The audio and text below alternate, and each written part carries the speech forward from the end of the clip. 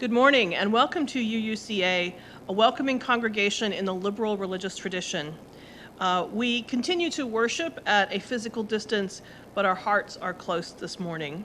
Please join us at 12:30 for a post-service discussion and a virtual coffee hour that will be hosted by Jezebel Anat.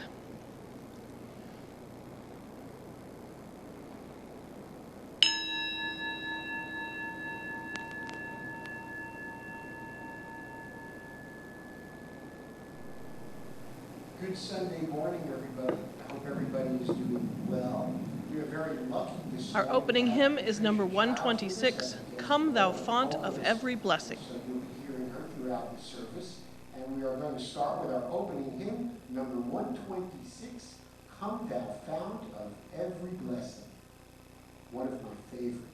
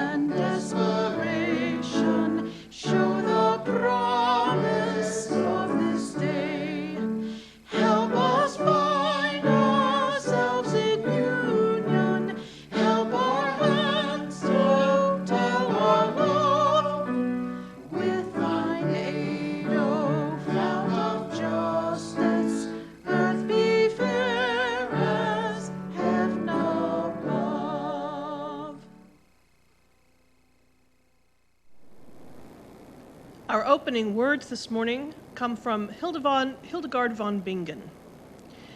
She is so bright and glorious that you cannot look at her face or her garments for the splendor with which she shines.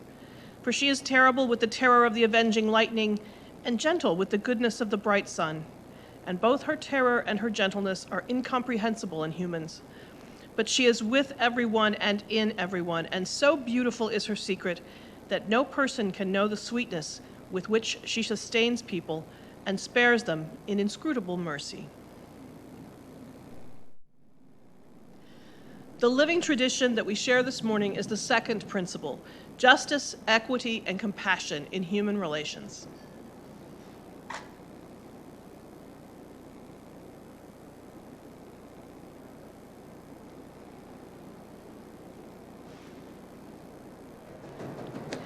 And now we come to the part in our service where we share our joys and sorrows. I will drop the first stone for all of us who are distant and scattered from each other. Our second stone is for our active duty military. Drop a third stone for all of the healthcare providers and for those who are ill from COVID-19. We have a request to keep Catherine Williams in your thoughts.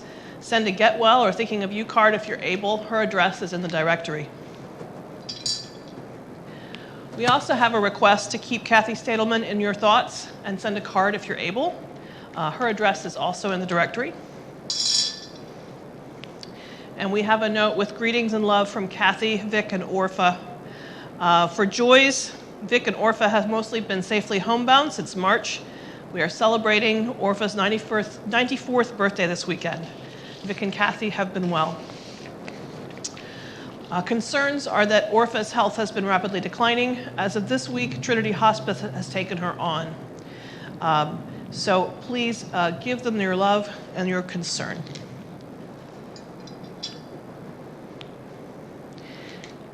And I will drop a final stone for all of the joys and sorrows that remain unspoken in our hearts.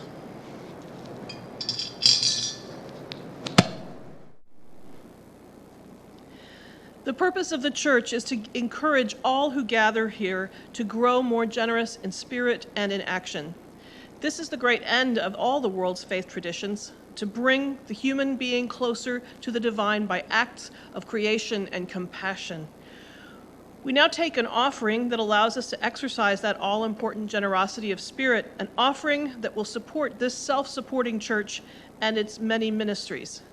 You can follow the address on the screen in order to give gifts, which will be most gratefully received.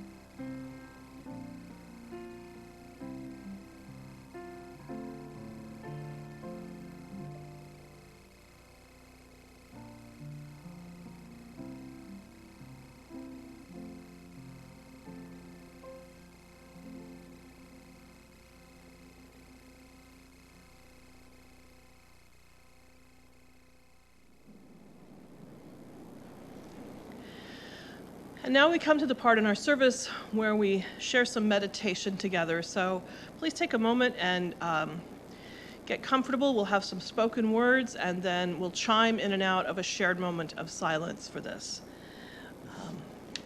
Our meditation is called Mother Energy. Take a moment to concentrate and feel the authentic mother energy within you. Feel it reaching into you from the depths and down from the heights. Feel it wrapping around you in the ultimate comforting embrace. It is a love that connects with affection, concern, and kindness. The highest mother energy does not judge, nor does it try to force changes. It is effortless, instinctive intimacy. Breathe it in and feel it. The mother energy understands and does not blame. It forgives and does not criticize. Like a transparent wave, it flows through everything without ever finding a hindrance or obstacle. It walks in another's shoes, feeling they are their own. Breathe in and feel it. More than anything, it offers safety, security, and confidence. The mother energy is always there for you no matter what.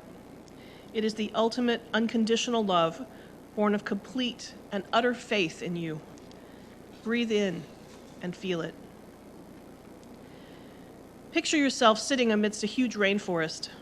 There is a silence and a stillness, a calm serenity, but at the same time, the rainforest is completely alive with the color and noise of millions of varied and different life forms, each in balance with the other. Their lives are being born in this instant and others passing on. There is wind and rain and light and shade, everything in perfect balance. Imagine for a moment that there is one energy, one mother energy that keeps all this in harmony.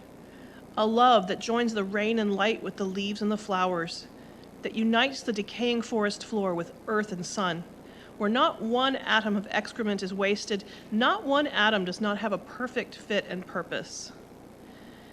Then place yourself amongst it. This is where you belong. Sit and feel that uniting energy and realize that the mother energy is flowing through every leaf here in the forest, through every rustle in the trees, through every blade of grass, through every single atom of you. There is not one more important than another, yet every atom has its special place and every atom is essential and loved. Then we realize that this mother energy is around us all the time. Whether we call it a universal mother or Mother Earth or Mother Goddess, it is an energy of loving compassion and kindness that helps people of every gender feel complete and connected. Feel it flowing through you, connecting you, and comfort you. Breathe deeply, and let the energy help you to love more and more deeply throughout this day and every day. We now chime in and out of our moment of shared silence.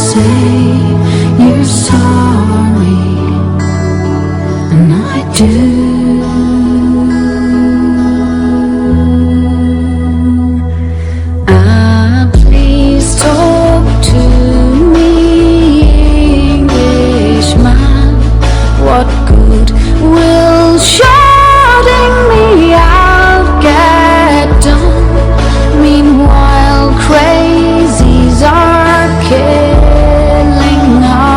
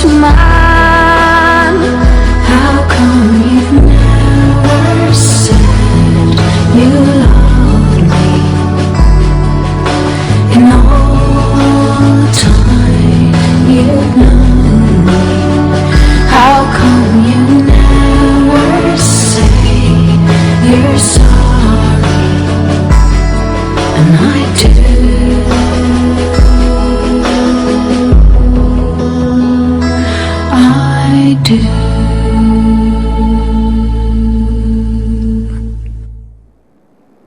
If you are exhausted, this sermon is for you. If you are stressed, this sermon is for you. And if you constantly feel as if there is never enough time in the day, this sermon is definitely for you. We are living through a challenging and, in fact, historic time in our country as we muddle through yet another month of COVID-19 pandemic. And it's putting stress on us in ways we don't always even have name for. Back in March, when we first began a shutdown in an attempt to flatten the infection curve, I wrote on my Facebook page, thinking about this as a historian of gender, that a lot of labor traditionally done by women would be in increased demand during this time of pandemic. Things like childcare and education, sick care, cooking, cleaning and sanitizing, and all devolved onto individual homes instead of farmed out to schools, restaurants, etc. I speculated that perhaps as in World War II, when posters invited women to come into the factories, we might invite people who didn't generally do this labor to come into the kitchen. It turns out my instincts were pretty good. Since March, a steady stream of stories began to appear in newspapers, in magazines and other publications about parents, particularly mothers, feeling very overwhelmed at literally having to do it all. In May, a Washington Post story described some of this work, and the description of the labor here is very interesting. The working moms lucky enough to have avoided the virus or recovered from it are juggling jobs and childcare with an intensity that has never before existed. They are homeschooling while working. They're preparing lunches while working. They're policing screen time while working, and dealing with the waves of guilt, stress, or resignation that come with not doing any of those things particularly well. It's interesting, dealing with the waves of guilt. It also added this comment, men have nearly tripled the amount of time they spend on childcare since 1965, and the number of men who are stay-at-home fathers has doubled in the past 20 years. Yet imbalances persist in what has been called the invisible work of parenting. Women shoulder the planning, the organizing, and the remembering of everything that needs to be remembered. The mental load that comes with that work has grown exponentially in recent weeks. Now, that line about the mental load really struck me because there's a lot of work traditionally expected of women, although men and people of all genders do it to some extent. And it doesn't look like what we think of as work. It may not even involve anything physical, but there's been a huge uptick in this kind of work, and there's a word for it: emotional labor. The term emotional labor was coined by sociologist Arlie Hirschfeld, and originally it was applied to the workplace. It meant managing feelings and expectations to fulfill the emotional requirements of a job. So part of a waitress's work, for example, is not simply the physical effort of taking orders and delivering food, but to manage her encounters with customers so that they are happy, that they have this emotional experience. And so she must smile, she must express concern, solicitude. She has to do additional work of managing emotions. Employees are often called to put on extra work into managing emotions so that their bosses or supervisors are happy as well. But over the years, the definition of this has been expanded, and it can include the emotional work of managing family members' emotions, friends, or others who need support. It's arranging playdates, it's being there for a friend who needs to talk, it's making the Zoom call to the isolated and elderly relatives, it's mediating behind the scenes when two coworkers are on a collision course. It's necessary work, but let's be clear, it's work. It's work we might call mother work. Although it's not done solely by mothers, people of all genders perform it. It's parenting in general to some extent, but it is a kind of emotional work that is often invisible, and it's made a great deal harder when we all have the existential threat of a pandemic virus hanging over our heads and are cut off from our normal modes of connecting with other human beings. So think about your workplace if you're employed. Who is the person or people who are the diplomats and the peacemakers, the ones who have been trying to keep up everyone's morale, perhaps? Now, think about how much harder it is to keep the peace when interactions may be mainly online, at a distance, somehow limited. how much easier it is for emotions to spiral out of control, for minor disputes to turn into major disruptions. All of those peacemakers, those diplomats, they've been working extra hard, and they have been working more, and we don't always see it. In our own beloved community, we have members of the pastoral care team who have been working hard to find ways for us to connect at a distance. From our socially distanced ice cream social, to continuing to collect the joys and sorrows, to working on our virtual coffee hours, to just reaching out individually to people, to keeping a Facebook presence, their work has continued, and we need it more than ever, but it's more challenging than ever. Whether at work, at church, or in our personal relationships, or all of these places, many of us are spending more energy on these invisible forms of labor. So my first task in this sermon was simply to see it and recognize it. To put it another way, you're not crazy. Life really is more demanding. But it's not enough just to recognize this as a problem for individuals. The toll of emotional labor also has a collective cost. It's a systemic problem, and we can't just task individuals with solving systemic problems. It's a good reminder that the personal is very political. Now, let me diverge for just a moment. In 1997, the Irish singer Sinead O'Connor released a song called "This Is a Rebel Song," and if technology goes as I hope, you heard it just before this sermon. At first listen, it's a sort of a love song. It's an Irish woman lamenting the rage and coldness of her lover, a cold, hard English man, she calls him, and asking why he has never apologized, but she does, and why can't there be love between them? But the title names it a rebel song. And if you're familiar with Irish music and politics, rebel songs is a genre that celebrates the struggle against British rule. And they're often violent songs celebrating the glorious dead and their leaders, and bombings and violent struggles, and etc.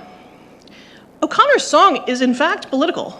It's about a union, but it casts it not as a violent revolution to be won through death, but through reconciliation. Let glorious love be done, she entreats in a song about union.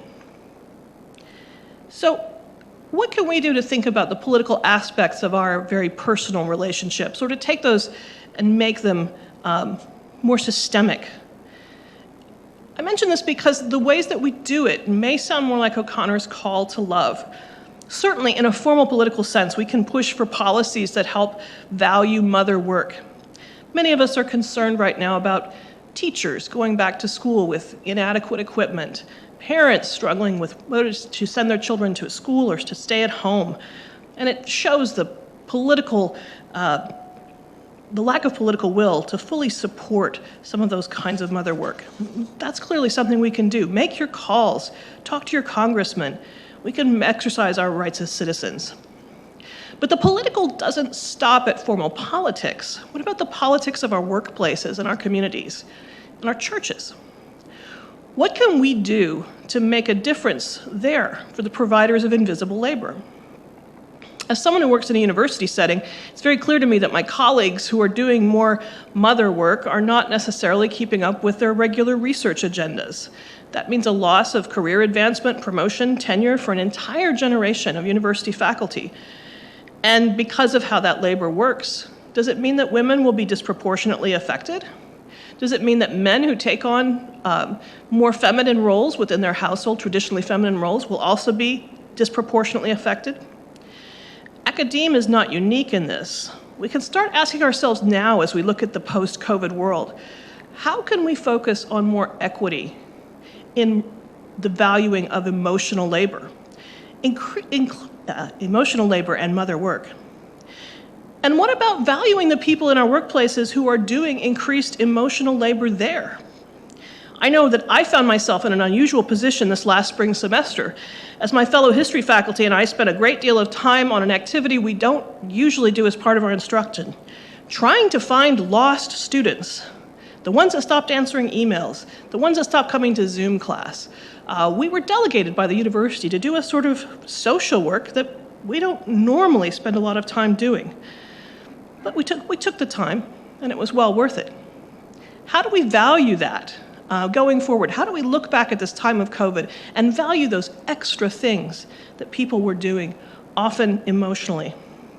As I mentioned earlier, the uptick in office tension certainly took a toll on many people's workplace diplomats. Blessed are the peacemakers, said Jesus of Nazareth, and boy, have I ever felt that during COVID-19. How do we reward the people who kept us from killing our coworkers? It's a good question. Even within our beloved UU community, how can we sustain the people who are doing the work of sustaining our congregation? Looking forward, how can we reward them, recognize them, help them? All the people who have stepped up to do often invisible work. I don't actually have all the answers on how we do this in our church, in our workplaces, or in our homes, but here are a few thoughts. First of all, let's recognize the labor for what it is and for its value. It can be very hard for us to see sometimes, but we need it now more than ever. Another Sinead O'Connor song has been with me a good deal lately. It's called This Is to Mother You. And if all goes well, you will hear it later in this service. In this song, O'Connor takes on the voice of a mother, perhaps a divine mother, offering reassurance. This is to mother you, the lyrics say, to hold you and to get you through when your nights are lonely, through when your dreams are only blue. This is to mother you. In an interview at the time, O'Connor compared the power of music to the power of religion. Neither can necessarily fix our problems, but both put their arms around us and comfort us and tell us we are loved when we most need it. As her lyrics say, "Oh child, I am so glad I found you. Although my arms have always been around you, sweet bird, although you did not see me, I saw you." Her images remind me of the visions of that medieval mystic, Julian of Norwich, who saw Jesus as a mother offering assurance that all will be well, and all shall be well, and all manner of things shall be well. In a world of anxiety, these are words we desperately need. But we have to recognize it comes at a cost to the giver. And so another thing we can think about is respecting the boundaries and the energies necessary for this work. We're trained not to see it as work. So it takes some practice to respect the time and effort of those who do it. And if you are someone who does this labor, it takes some practice to set boundaries around how you do it. So give yourself permission if you're one of those people. And finally, if you're not used to doing emotional labor, find ways to help. Instead of the World War II posters where we have women come into the factories, I don't know how we make a poster and invite people into emotional labor. But let's think about it. How do we invite people to help mother each other or parent each other or give that kind of emotional love that we need right now? If you're not usually the one helping to keep up morale in the workplace, how can you take a load off the people who do? Well, maybe it doesn't have to be any more complicated than taking a moment to thank someone. At home, if it's your spouse who usually does the work of scheduling those socially distanced socializing, can you take on a weekend's worth of organizing the friendly get-together at a park? We need more shoulders to cry on. We need more phone calls. Maybe take on some of that work that we're not used to, even just an email or a Facebook message. We need more friendly ears to listen. This is a time when we need that comfort to get us through. And the more we spread out the load, as with any kind of work, the more equitable it can be. We need it to comfort and to get us through a time when our nights may be lonely and our dreams may be only blue. We have plenty of mother work to do.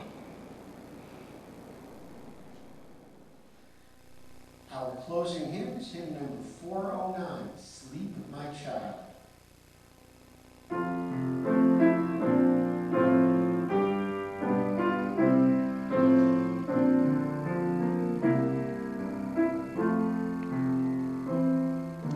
Sleep, my child, and peace attend you all through the night. I who love you shall be near you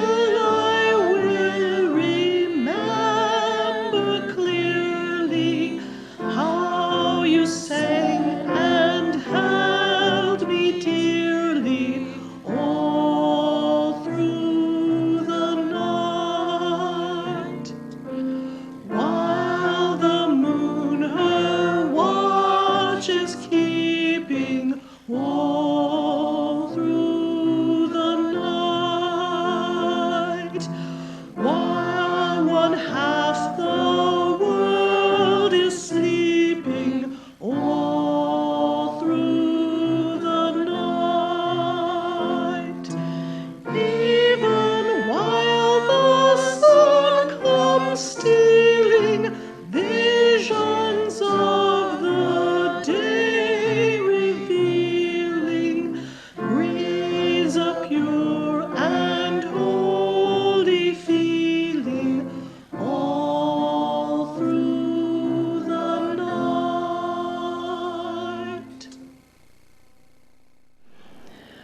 Our closing words are another quote from Julian of Norwich. He said not, "Thou shalt not be tempested, thou shalt not be travailed, thou shalt not be diseased." But he said, "Thou shalt not be overcome."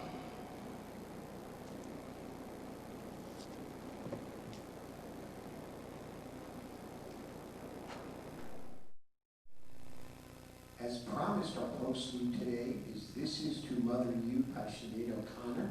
And we're very lucky to have, again, Patricia Childs as our soloist.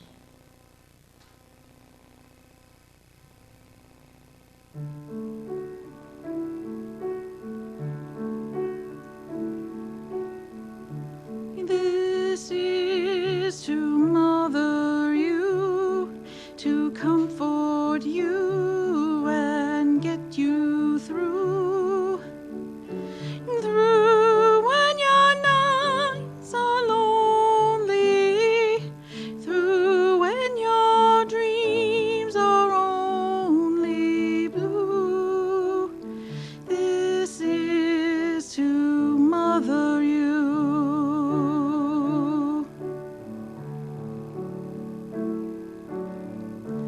This is to be with you, to hold you and to kiss you too. For when you need me, I will do what your own mother didn't do, which is to mother you.